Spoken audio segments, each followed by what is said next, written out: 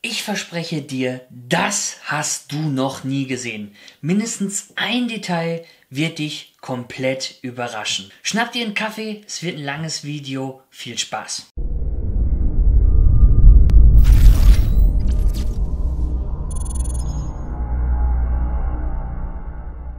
Hallo und herzlich willkommen hier zu einem neuen Video auf meinem Kanal World Control RC. Schön, dass du mit dabei bist.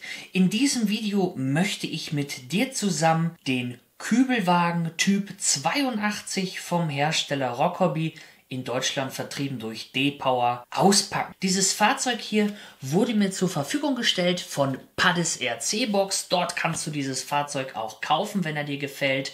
Link dazu findest du unten in der Videobeschreibung. Vielen Dank, Padde, dass ich mir das Fahrzeug bei dir ausleihen durfte. Bevor wir dieses Fahrzeug auspacken, möchte ich mir mit dir zusammen die Verpackung anschauen, und die finde ich wie immer sehr, sehr gelungen. Wir haben hier einen Pappschuber, wo wirklich auf jeder Seite ein ganz tolles Bild drauf ist oder mehrere Bilder, viele tolle Informationen. Das Ganze ist hier in so einem Seidenmatt gehalten, und wenn man diesen Pappschuber entfernt, kommt man zu einem ganz tollen Styroporkoffer. Aber das Ganze nach und nach. Hier ist die große Vorderseite und hier siehst du schon den Kübelwagen abgebildet. Da ist er, Typ 82. Das Fahrzeug kommt im Maßstab 1:12. Auf der Rückseite sieht das Ganze dann so aus. Wir bekommen hier schon einen kleinen Einblick in die ganzen Details, die dieses Fahrzeug hat, und auch nochmal eine Auflistung davon, was dieses Fahrzeug für Besonderheiten und Funktionen hat. Und ich sage dir, das ist eine ganze Menge. Von oben sieht die Verpackung dann so aus. Wir sehen hier den Kübelwagen nochmal von vorne, und hier wird auch nochmal auf so ein, zwei kleine Details eingegangen. Also ich finde diese Verpackung klasse, die ist wirklich gestochen scharf und von der Farbauswahl sehr harmonisch gemacht. Auf der Unterseite sieht das Ganze dann so aus, und auch hier sieht man nochmal so ein paar Details abgebildet zu diesem Fahrzeug, und hier siehst du den Kübelwagen auch nochmal von der Seite. Wirklich schick, aber der Pappschuber hier, der ist ja nicht alles. Jetzt schauen wir mal weiter. An das Fahrzeug kommst du jetzt ganz einfach heran, indem du den Pappschuber hier einmal wegziehst, und dann kommst du zu dieser wirklich tollen Styroporverpackung. Das macht der Hersteller sehr, sehr häufig. Das sieht klasse aus, das fühlt sich gut an, das ist stabil, und ja, das hier sieht so ein bisschen aus wie so eine Kieseloptik. Aber wenn wir jetzt mal gucken, findest du nicht, dass das hier irgendwie Ähnlichkeit hat mit einem Benzinkanister von damals, mit so einem Metallbenzinkanister? Finde ich. Also ist meine Meinung, hat man sich wieder was bei gedacht, finde ich schick. So, normalerweise kann man diese hier ganz einfach abziehen, hier diese Deckel. Das ist bei diesem Modell hier anders. Dieses Modell ist nämlich verschlossen. Wir haben hier vorne so eine Entriegelung, die drücken wir mal. So, und dann kannst du hier den Deckel öffnen. Das finde ich sehr praktisch. Das heißt, wenn du dir den Koffer mal unter den Arm schnallst, unterwegs bist oder sowas, dann fällt dir da nichts raus. Und wir lüften jetzt mal vorsichtig das Geheimnis. Wir sehen schon, der Koffer ist von innen wirklich so gemacht, dass das Fahrzeug perfekt drin sitzt, dass nichts hin und her fliegen kann und dass alles seinen Platz hat. Das finde ich sehr schön. Hier haben wir mal so eine kleine Anleitung. Hier wird nochmal auf so ein paar Details eingegangen. So sieht das Ganze dann aus. Ja, finde ich nicht schlecht. Kann man sich durchaus mal angucken. Wenn du dir das genauer ansehen möchtest, dann kannst du das Video an dieser Stelle natürlich auch stoppen. Ich mache jetzt weiter, denn wir kommen hier mal zu einer Anleitung. So sieht das Ganze aus. Hier ist auch nochmal viel auf Englisch drin beschrieben. Alles Nötige zum Fahrzeug, die ganzen Funktionen. Hinten hast du, glaube ich, noch irgendwann so Explosionszeichnungen und sowas. Also eine Betriebsanleitung ist auf jeden Fall hier in so einer gebundenen Version mit dabei. Und so sieht es jetzt hier drinnen aus in dem Koffer. Was haben wir alles mit dabei? Wir haben hier so ein Radkreuz mit dabei, wir haben ein Ladegerät mit dabei, wir haben einen 2S LiPo Akku mit dabei mit 380 mAh Kapazität. Dieser sorgt für etwa 20 Minuten Fahrspaß laut Hersteller. Ich sag mal, wenn du damit unterwegs bist, kann das abweichen, je nachdem, wie du das Ganze nutzt. Der Akku, der sitzt hier schon drin. Dann haben wir eine kleine Fernsteuerung, so ein bisschen in so einem Grau-Blau. Sieht so ein bisschen wie so Marineblau oder sowas aus. Und dann natürlich dieser fantastische Kübelwagen. Ich hole ihn mal vorsichtig raus. So sieht er aus. Den möchte ich dir jetzt gerne mal aus der Nähe zeigen. Auf die ganzen Details möchte ich gleich eingehen. Ich zeige dir das Auto erstmal langsam von allen Seiten. Es gibt wirklich viel zu sehen, wie ich finde. Es sieht total realistisch aus. Und wenn du mich fragst, auf den ersten Blick könnte ich das jetzt gar nicht unterscheiden. Ist das jetzt ein Modellauto? Ist das so ein Vitrinenfahrzeug, was ich mir in eine Glasvitrine stelle? Oder hat das Ding auch eine Funktion? Also im ersten Moment würde ich diesem Fahrzeug hier gar keine Funktion zuordnen. Dafür sieht es einfach viel zu detailgetreu aus und ja, es ist ganz, ganz klasse gearbeitet. Das gefällt mir wirklich sehr gut. Echt spitze gemacht. Wir klappen jetzt mal hier die Spiegel aus. Wie gesagt, wir gehen jetzt gleich auch auf die ganzen Details ein. So, die Spiegel klappen wir hier mal aus. Das funktioniert prima. So, und dann werden wir auch die Frontscheibe hier auch mal hinstellen. So, und jetzt möchte ich mit dir hier mal die ganzen Feinheiten genauer betrachten. Stück für Stück schauen wir uns das Auto mal an. Ich habe hier so einen tollen Zeigepinsel, den nutze ich jetzt einfach mal. Und was können wir sehen? Wir haben hier eine Frontstoßstange, die ist aus Metall, ein Kennzeichen, eine Motorhaube, die können wir auch öffnen. Da befindet sich nämlich der kleine LiPo-Akku drunter und die Elektronik. Wir haben hier nochmal eine Hupe, dann die beiden Hauptscheinwerfer, auch sehr, sehr schön getroffen hier mit diesem Glas. Das ist also kein Klarglas, sondern genau so, wie es damals war. Dann natürlich aus dem Zweiten Weltkrieg eine Tarnlampe. Mit dieser Tarnlampe konnte man dann zumindest nach vorne heraus ein bisschen was sehen, wenn man durch die Dunkelheit gefahren ist. Man wurde dann aber vom Gegner nicht so schnell erkannt. Hier oben ein schönes Reserverad. Das fühlt sich auch an wie die anderen Räder, die hier verbaut sind. Das könnte man also tatsächlich nutzen. Festgemacht hier mit so kleinen Schräubchen, sehr schön gemacht. Hier oben befindet sich eine Halterung für die Frontscheibe. Du hast ja gesehen, man kann sie umklappen und hier ist nochmal so ein kleiner Stutzen. Da bin ich mir ehrlich gesagt gar nicht sicher, ob das zum Tanken war oder ob das hier eine Luftansaugung ist. Das kann es ja eigentlich nicht sein. Wenn du weißt, wofür das hier gut ist, dann schreib das doch gerne in die Kommentare. Ich bin mir sicher, der ein oder andere Zuschauer, der weiß das. Dann haben wir hier eine Frontscheibe, die wir ja umklappen konnten, Spiegel, die wir auch richtig einstellen können. Also wir haben hier auch ein Spiegelglas, was auch wirklich richtig spiegelt.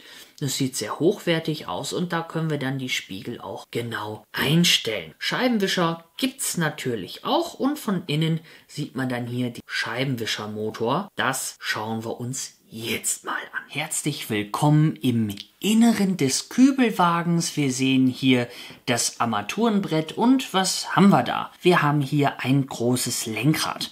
Besonderheit bei diesem Lenkrad: das lenkt auch wirklich mit. Bedeutet also, wenn du beim Fahren lenkst, wird dieses Lenkrad auch mit angetrieben. Das ist ein sehr schönes Detail. Gerade wenn du hier vielleicht eine Fahrerfigur einsetzen möchtest, befestigst du einfach die Hände hier am Lenkrad, guckst, dass der Arm so ein bisschen Spielraum hat und schon kann die Figur mitlenken.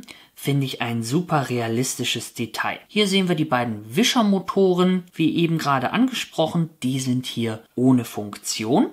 Hier haben wir ja die ganz normale Cockpit-Anzeigen, das Armaturenbrett. Und wenn wir jetzt hier mal schauen, sehen wir einen kleinen Tacho. Und auf diesem Tacho ist auch noch so eine kleine Scheibe drauf. Das sieht sehr realistisch aus. Und apropos Realismus, es gibt eine ganz tolle Sache, die kannst du leider nicht erkennen, sie steht aber drauf. Und zwar hat dieses Fahrzeug einen Kilometerstand von 203 Kilometern. Der ist aber nicht ohne Grund dort, denn 203 Kilometer beträgt die Distanz zwischen dem Werk in Wolfsburg und der Hauptstadt Berlin. Bedeutet also, als dieses Fahrzeug hier überführt wurde, hatte es 203 Kilometer auf dem Tacho und war brandneu. Das heißt, du bekommst dieses Fahrzeug hier genauso ausgeliefert, wie es früher üblich war. Also das ist ein Detail, das finde ich total genial, dass darauf geachtet worden ist. Da wäre ich im Lebtag nicht drauf gekommen. Den On-Off-Schalter, den hat man auch super platziert. Man hätte den überall hinsetzen können. Aber was hat man gemacht? Der On-Off-Schalter ist genau der Knopf, den man früher auch drücken musste beim Original. Und zwar mache ich das mal hier mit dem Pinsel. Man hört es vielleicht. Zack, damit habe ich das Fahrzeug jetzt eingeschaltet. Wie geil ist das denn? Finde ich total cool. Jetzt machen wir es wieder aus. Zack, und jetzt ist er wieder aus. Also den On-Off-Schalter da hinzusetzen, ist vielleicht nicht die bequemste Lösung, hier mit dem Wurstfinger dann dabei zu gehen. Aber das ist wieder ein Detail, was ich total geil finde. Und jetzt machen wir mal weiter mit dem restlichen Innenraum. Hier sehen wir nun die Sitze und die Sitze sind wirklich aus Stoff. Die sind gepolstert. Man sieht es hier vielleicht ein bisschen, eine Polsterung hier vorne. Das hier ist, um kleine Gewehre hier abzustellen. So, wenn man jetzt hier mal so ein bisschen unten reinguckt in das Fahrzeug, dann sieht man auch da unten, dass dort die Gewehre dann verankert werden können und hier hochkant reingestellt werden können. Schön gemacht, wirklich klasse. Auch hier auf dem Boden dieser Holzfußboden, dass diese Holzlatten nochmal farblich abgestimmt sind. Das ist sehr, sehr schwierig zu zeigen, aber ich denke, hier zum Beispiel kann man es ganz gut sehen. Hier hinten gibt es dann noch eine Öffnung. Dort hat man früher Kanister oder andere Utensilien gelagert. Und man kann auch hier diese Rücksitzbank einmal umklappen und bekommt dann hier freie Sicht auf diesen Kofferraum. So sieht das Ganze aus. Nun möchte ich auf die Türen etwas genauer eingehen. Die kann man nämlich öffnen, aber das macht man nicht einfach so. Nein, hier diesen Türgriff, den drückst du nach unten, wie beim Original auch. Und dann kannst du die Tür öffnen. So, schön vorsichtig, dass nichts kaputt geht. Schau mal, und dann geht die genauso auf wie beim Original. Hier kann man nochmal reingucken. Klasse. Hier sind auch die Pedalen und sowas im Innenraum abgebildet. Also wirklich alles sehr, sehr realistisch. Und die Tür schließen kann man natürlich auch. Zack, den Türgriff wieder nach oben. Und genau dasselbe Spiel kannst du dann auch hinten machen. Zack, da geht dann die Tür auf. Schauen wir mal rein. So sieht das Ganze dann aus. Wirklich sehr schön gemacht. Und wir machen die Tür wieder zu. Im Heck von diesem Fahrzeug befindet sich ein 4-Zylinder-Boxermotor. Meines Wissens nach wurde das Original damals entwickelt von Ferdinand Porsche. Den wollen wir uns jetzt auch mal anschauen. Das Ganze kann man hier öffnen. So sieht's aus. Und da gibt es eine Besonderheit, die habe ich noch nie gesehen und finde ich mega genial umgesetzt. Wir haben hier vorne ja unsere normalen Umlenkrollen, so wie wir es kennen, und dort läuft auch der Keilriemen. Der Keilriemen ist in diesem Fall ein Gummi und er dreht sich während der Fahrt tatsächlich mit. Ist das genial? Das ist ein Detail, was man während der Fahrt eigentlich nicht sieht, aber es ist da. Genauso, wenn man jetzt hier mal reinschaut, es gibt hier ein Lüfterrad, welches Luft ansaugt und dann auf die Zylinder gleichmäßig verteilt. Und auch während der Fahrt dreht sich dieses Lüfterrad, genau wie beim Original auch. Hier haben wir jetzt einen Elektromotor, einen 130er Brushed Motor. Der braucht natürlich jetzt nicht so viel Kühlung, aber es läuft genau wie beim Original. Finde ich total faszinierend. Ein mega geiles Detail. Apropos Detail, die beiden Lampen hier, die funktionieren selbstverständlich auch und der Blinker hat auch eine Funktion. Schauen wir dem Kübel mal so ein bisschen unter die Wäsche. So sieht es aus. Ja, der Unterboden ist wirklich sehr, sehr plan. Und jetzt guckt ihr hier mal vorne die Aufhängung der Räder an. Das ist eine Einzelradaufhängung. Das sieht doch total irre aus. Das ist wie beim Original. Das ist alles fein. Und das lässt sich so schön bewegen. Und dann noch dieser weiche Gummi. Total fantastisch. hier hinten an der Hinterachse verfügt dieses Fahrzeug über Portalachsen. Das sieht man hier vorne genauso wie beim Original und so federt das Ganze dann. Das ist doch total irre, oder? Eine ganz besondere Funktion, mit der du sicherlich nicht gerechnet hast, das ist, dass dieses Fahrzeug hier ein Vollmetall-Planetengetriebe hat. Aber, Achtung, wir haben 2 Gänge, einmal einen langsameren, einmal einen schnelleren Gang. Und die Besonderheit, wir können hier zwischen Allradantrieb und ausschließlich Heckantrieb wählen. Das lässt sich umschalten. Das gucken wir uns gleich an. Das ist ein Detail, das hat mich total aus den Socken gehauen. Und weil ich dir jetzt schon so viel über die Technik hier erzählt habe und was sich alles bewegt, möchte ich dir das doch jetzt mal richtig zeigen. Wir schalten natürlich zuerst die Fernsteuerung ein und dann das Fahrzeug. Der Akku ist angeklemmt. Drücken wir hier mal drauf. Zack. Und jetzt ist er da. Zunächst möchte ich dir mal die Lichtmodi zeigen. Die verstellt man hier unten mit dem Knopf. Und wir haben folgende Funktion. Wir haben einmal normales Licht. Wir haben Fernlicht. Dann hier unten dieser Tarnscheinwerfer. Ich hoffe, dass man das ein bisschen sehen kann. Der geht auch an. So, ich halte es mal ein bisschen hoch. Es ist ja auch ein Tarnscheinwerfer, ne? Man muss ihn ja nicht direkt sehen. Und das Licht geht auch aus. Hier mal die Rückseite. So, wir haben jetzt normales Licht an. Das sehen wir hier auch. Wir haben Fernlicht an. Da tut sich hinten natürlich nichts. Und wenn wir jetzt hier dieses Tarnlicht mit einschalten, dann gehen die Warnblinker mit an. Und wenn ich dann nur das Tarnlicht einschalte, dann geht natürlich auch hinten die Beleuchtung aus. Du möchtest ja vom Feind nicht erkannt werden. Ich kann jetzt mal lenken, dann funktionieren die Blinker. Das ist total geil. Und jetzt achte mal hier auf das Lenkrad. Ist das geil? Ich liebe sowas. Ist das geil? So, pass auf. Jetzt bist du ja auch gerade direkt schon am Heck. Jetzt machen wir das mal auf. Na, da muss ich dich ein bisschen näher ranholen, dass du das auch richtig sehen kannst. Das ist ein Detail, das musst du einfach aus der Nähe sehen. Und jetzt guck mal. Der läuft tatsächlich mit. Das Lüfterrad hinten läuft auch mit.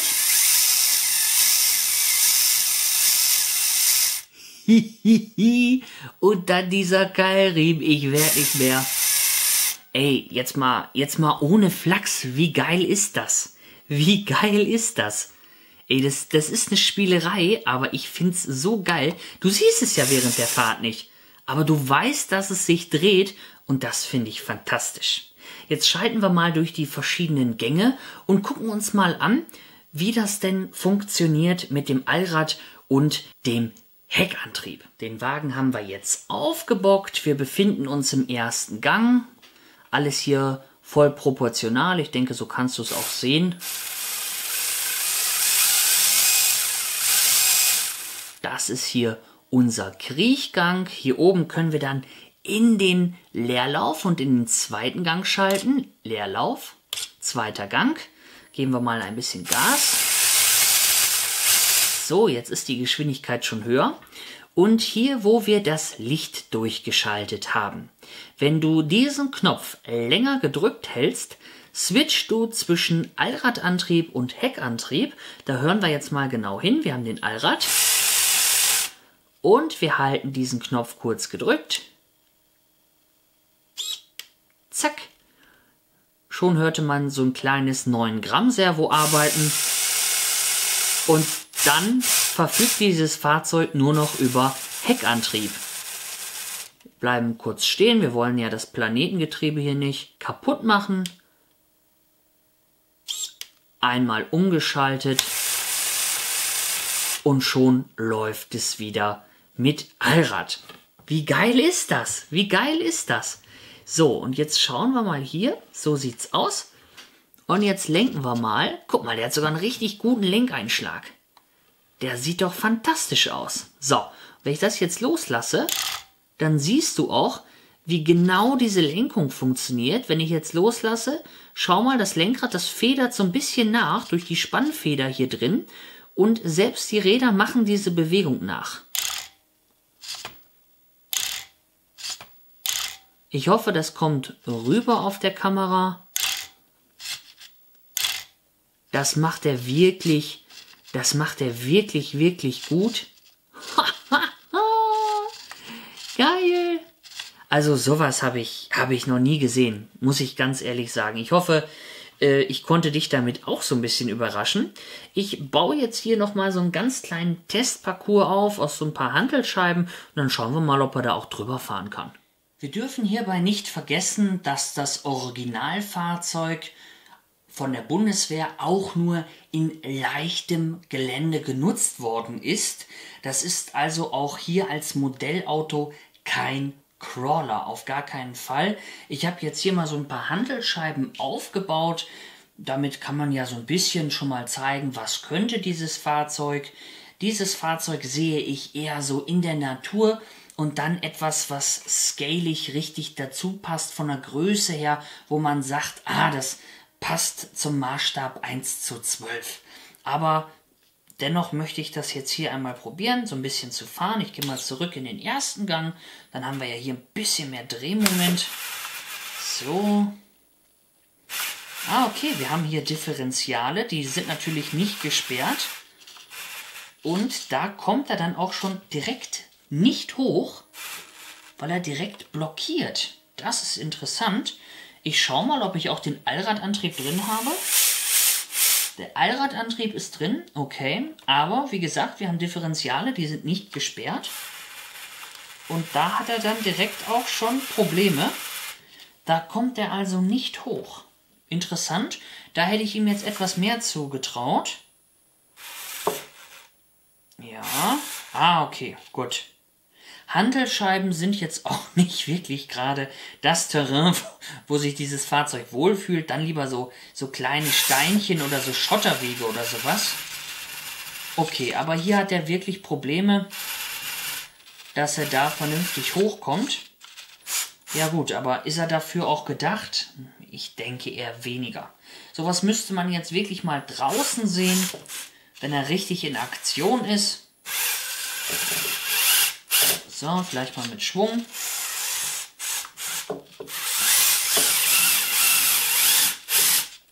Ne, das ist nicht seine Welt. Seine Welt ist das Diorama und leichte Schotterstrecken. Aber hier mit Verschränkung und glatten Hantelscheiben, da hat das gar nicht mit. Also nicht falsch verstehen, ich kann mir schon vorstellen, dass der draußen in der Natur ein bisschen mehr kann als hier, weil Hantelscheiben sind wirklich sehr glatt und die Reifen sind wie beim Original sehr schmal. Also es ist definitiv kein Crawler, muss er aber auch gar nicht sein. Was ich dir nicht vorenthalten möchte, das ist die Fernsteuerung, auf die möchte ich jetzt auch noch einmal ganz kurz eingehen.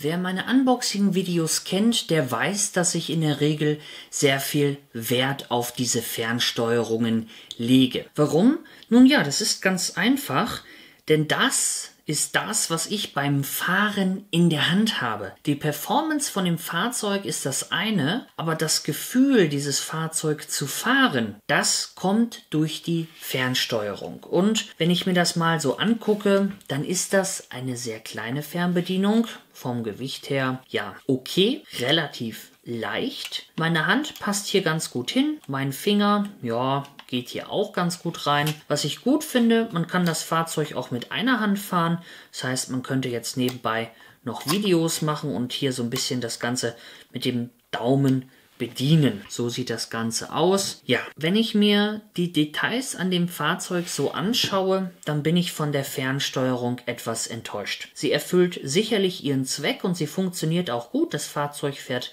voll proportional und auch das hier mit der Fernsteuerung, wie das Fahrzeug das umgesetzt hat, das hat wirklich sehr, sehr gut geklappt. Aber dieses Fahrzeug ist so detailgetreu und es sieht so wertig aus und dann kommt diese Fernsteuerung. Die ist nicht schlecht, aber da hätte ich mir doch ein bisschen was anderes erwartet. Zum einen passt sie farblich nicht so gut zu dem Fahrzeug, also es wäre schön gewesen, wenn das auch in diesem dunkelgrau gewesen wäre. Jetzt haben wir hier so ein dunkles Blau, Marineblau oder sowas. Ja, ist okay. Wir haben hier oben alles zum Einstellen, Lenkung trimmen, dann den Lenkeinschlag können wir begrenzen, Gaspedal können wir trimmen, das kennen wir alles schon. Und auch hier Ein- und Zweigang, das hatte ich dir vorhin gezeigt. Hier können wir über den Knopf das Licht steuern und auch die Allrad- bzw. Heckantriebfunktion. Ja, aber hier wäre es zum Beispiel schön gewesen, wenn hier so ein bisschen Moosgummi drauf gewesen wäre. Das ist Meckern auf hohem Niveau, natürlich ganz klar, und das hat ja auch weniger mit dem Fahrzeug zu tun. Das Fahrzeug ist super, aber das wäre so ein Detail gewesen hier, wo ich sage, ach Mensch, hier einfach ein bisschen Moosgummi drum oder eine etwas größere Fernsteuerung, die fühlt sich schon sehr leicht an. Sie erfüllt ihren Zweck, aber ich finde persönlich, sie wird dem Fahrzeug nicht ganz gerecht. Jetzt mein ganz persönliches Fazit zum Kübelwagen Typ T72. Ich will ganz ehrlich mit dir sein, ich habe in der Zwischenzeit Fotos von diesem Fahrzeug gemacht und von diesen Details, gerade auch mit dem Kilometerstand, und habe einem Kumpel gesagt, ey, guck mal, was ich hier gerade auf dem Tisch habe, wie geil ist das denn?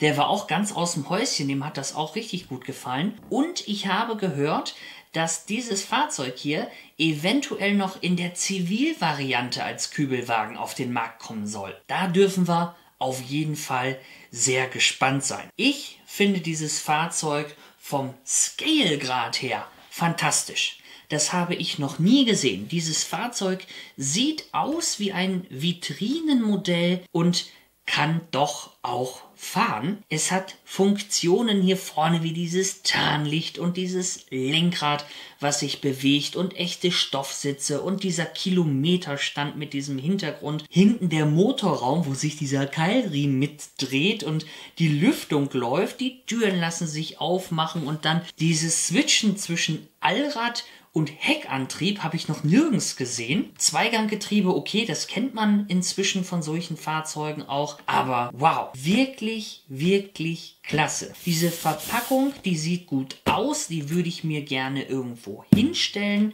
wenn ich es nicht zurückgeben müsste. Und auch hier dieser Styroporkoffer, der stört mich überhaupt nicht, weil er fühlt sich für Styropor wertig an. Er hält zu, er geht nicht von alleine auf. Ich finde das Gesamtpaket also wirklich fantastisch, und ich sage dir, ich bekomme von dem Hersteller und auch nicht von Padde, ich bekomme keinen Cent von denen, um das so zu sagen. Das ist meine ganz persönliche Meinung. Ich bin wirklich aus dem Häuschen. Was ich nicht so gut finde, was ich auch gerade erwähnt habe, das ist die Fernsteuerung. Ich persönlich finde, dass die Fernsteuerung diesem Fahrzeug nicht ganz gerecht wird. Sie erfüllt ihren Job, sie macht ihren Job auch wirklich gut, aber sie ist mir ein bisschen zu klein, sie passt farblich nicht, und ich hätte mir bei so einem Modell, hätte ich vielleicht noch 20 Euro draufgelegt. Das wäre für mich okay, wenn dann die Fernsteuerung irgendwie ein bisschen anders ist und ich hier noch so ein Moosgummi oder sowas drauf habe. Da hätte ich mich sehr gefreut, ist aber auch Meckern auf ganz hohem Niveau. Deswegen halte ich hier mal komplett meine Füße still. Für wen ist dieses Fahrzeug geeignet? Wenn du gerne sonntags unterwegs bist und dir in irgendeiner Sandgrube die Schlammpfützen aussuchst oder sonst mit dem TRX4 zum Beispiel oder mit einem anderen Crawler unterwegs bist und guckst, wie du die Felsen hochfährst, dann ist das hier auf keinen Fall das Passende für dich. Wenn du jemand bist, der sich an Kleinigkeiten, an Details erfreuen kann, der sich wirklich freut, wenn hinten so ein Keilriemen sich dreht, auch wenn man ihn gar nicht sieht. Und wenn du auch mal 5 Grad sein lassen kannst und sagst, okay, über den Stein oder über diese kleine Wurzel, über den Ast, auch sei es er noch so klein, da kommt der leider nicht drüber, aber dafür ist er Scale, dann ist das genau das Richtige. Vielleicht hast du auch mehrere von diesen Fahrzeugen, hast so ein Diorama zum Beispiel oder bist auf irgendwelchen Modellbaumessen an so einem Panzerstand oder sowas vertreten. Dann kann ich mir das hier sehr, sehr gut für dich vorstellen. Es ist also wirklich die Frage, was möchte man? Crawlen, Offroad? Nein. Leichte Schotterwege, ganz, ganz leichtes Gelände, aber dafür Mega-Scale, dann ist das richtige Modell für dich. Wie gesagt, unten habe ich Paddes RC-Box verlinkt. Schau gerne mal vorbei. Dort bekommst du auch dieses Fahrzeug. Ich bedanke mich, dass du so lange mit dabei warst. Wünsche dir noch einen schönen Abend. Mach's gut. Dein World Control RC.